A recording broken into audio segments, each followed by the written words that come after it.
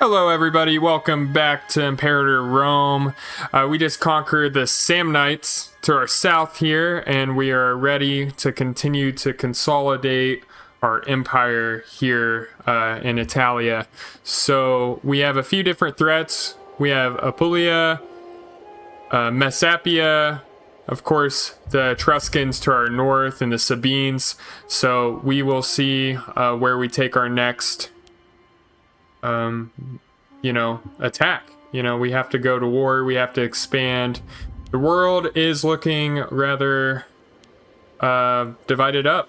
Gaul is a bunch of different tribes. Over here, post Alexander the Great, it's all divided up. They're fighting each other to try to consolidate that power. And then of course India is a whole different story. We probably won't make it out that far. Anyways, our government is ruled by the Optimates, so they're the elites, and then there's the Boni, who are the aristocrats, and the Populares, who are the senators.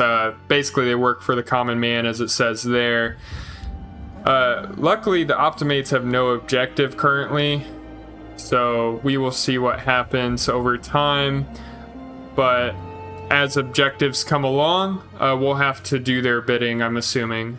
Offices, we have these guys in power. We set that up a bit earlier. And then I haven't changed any laws, and I probably won't for quite some time. If anything, I might change something to do with taxes or military reforms. I'm gonna go ahead and run the clock here.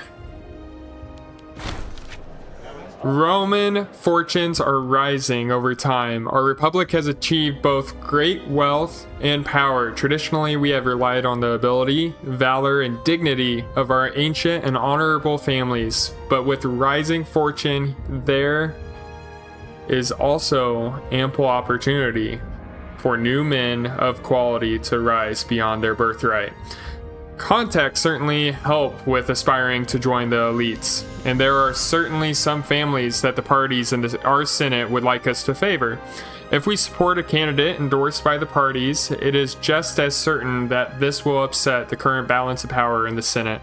Among those that aspire to greatness there is also Septimus, a man who has achieved great power without the support of the parties and who would jump at this opportunity to prove himself. So Septimus here is part of the Populares, so this would give more power to the Populares. He's 31. He's not really got that much wealth. He's very loyal, 87 on that loyal stat, which is the hand. And he's got no corruption so far. He seems like a very great person. And of course, people that are higher up in power, especially the Optimates, would not like to see someone from the Populares, the common man faction, in the Senate. So we have a decision here. Of course, he becomes a prominent family in Rome. Sempronius. Which one is Sempronius?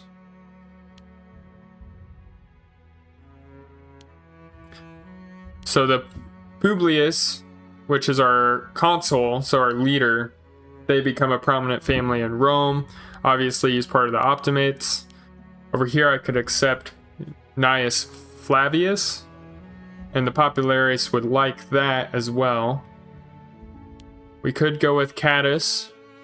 The Boni would like that. And we could, of course, go with the self-made man. He gets more Populares conviction, monthly democratic conviction comes along too. But everybody else loses loyalty. And obviously Claudius Corvus, that you can see there, has 16 loyalty, so that would drop down pretty quick. This is a tough decision. Really want... I don't know about going with Septimus, honestly. I think we leave the power with the Optimates. Let's just go ahead. We're trying to consolidate power, become a great empire, and giving power to the common man at this stage would be probably a great misstep. So I'm going with welcome Publius Sempronius Sophus.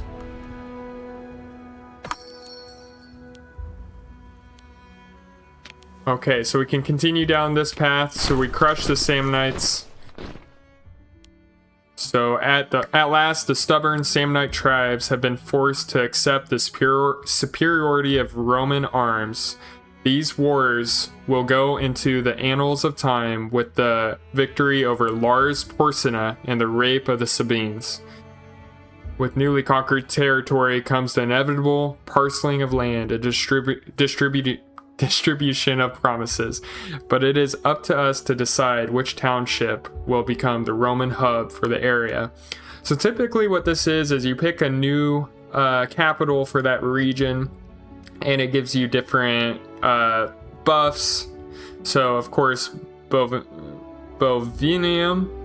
will give more migration attraction, so more people will come to Rome. This one also gives you more. And then of course there at the bottom, the trade good is horses, the trade good is olives. Here the trade good is olives.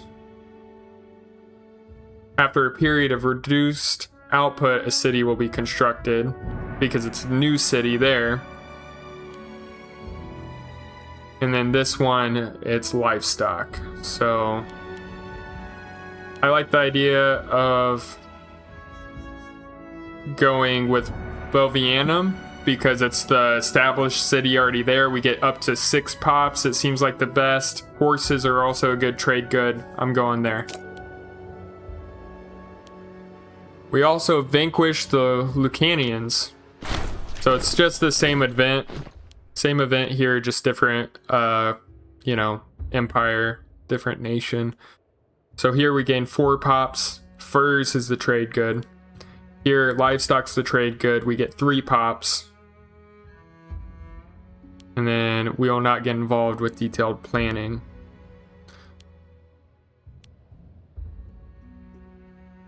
I like the idea of, I guess the terrain is both hills there. And we get a reduced output either way. So really the benefit is furs or livestock. Furs to me is better. That's just I don't know, a guess. I don't really know for sure. I mean, tribesman happiness there versus, what was it for livestock? Monthly food. Okay, food is obviously more valuable than tribesman happiness, so we should go here. We could approach the Greeks if we want to do that, where we can tame the Bruttians and eventually go down to Italian Colonia. Alright, we have a foreigner in our country now. We obviously want to continue with the Apulans, the Umbrians, and the Etruscans. But I am not focused on war here. I'm going to consolidate. I'm going to take care of disloyal characters, such as Corvus. We're going to try to make friends with him and see if that boosts his loyalty. We're at a risk of civil war as well, so that's a bit of a risk, and that's led by Corvus there. So has seen a huge influx of traders and travelers from far and wide recently. One of our advisors jokingly suggests we must have been blessed by Mercury himself. Okay, so we could either tax them more, or we could give them, or I guess in this route, thanks to Mercury is in order, we give up a religious tithe, and they get higher national tax, civil tech investment, and local tax for 10 years. This just increases the local tax, and we gain some money up front. I like this because civic tech investment is that's a very big buff here early in the game. We have unused trade routes as well. And then of course this is us trying to get in line with Corvus, buy and gift him to Marcus. Everyone enjoys a good show, far too vulgar. So this is a gladiator.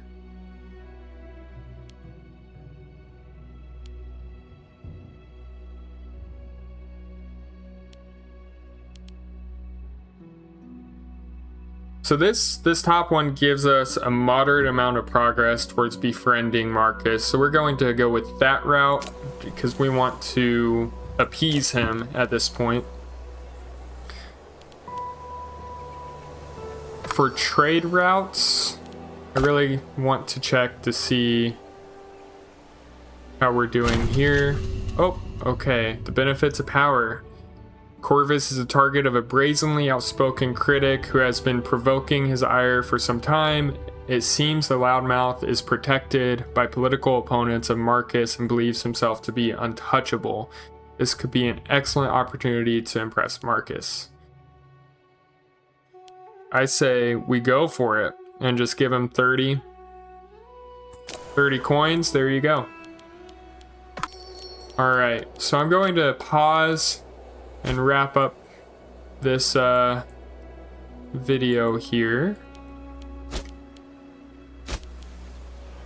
We're going to pick a trade route, but I really want to focus on the population breakdown before I do this. So we're mostly freemen, 25% slaves, 24% citizens. Okay. I want a trade route that brings in more food, so livestock's probably good. We'll go with this. And then base metals help with freeman happiness, so we're going to go with that. So those are our trade routes. Honestly, at this point, I'm not really sure who to trade with, what to trade for. I'm not super experienced with that, so if you are, please comment. Outside of that, we're just trying to fix our disloyal characters moving forward. We're going to expand north after we take out Apulia, and we'll see how it goes. But thanks for tuning in, and have a great day. See ya.